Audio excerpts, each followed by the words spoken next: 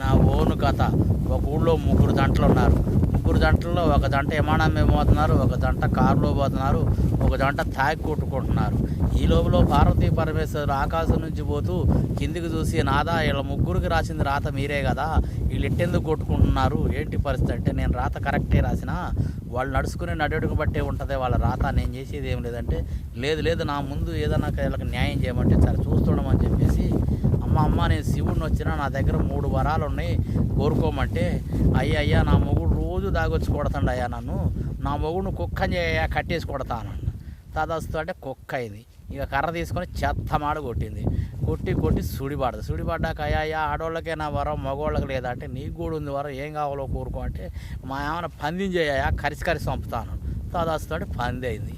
పంది అయితే పంది కుక్క పడిద్దా, ఇంటి చుట్టూ తిప్పి కరిసింది, చెత్తమాడ కరిసింది. శివుడల్లా ఇంటికి వచ్చి 3 వరాలు అడిగితే మంచి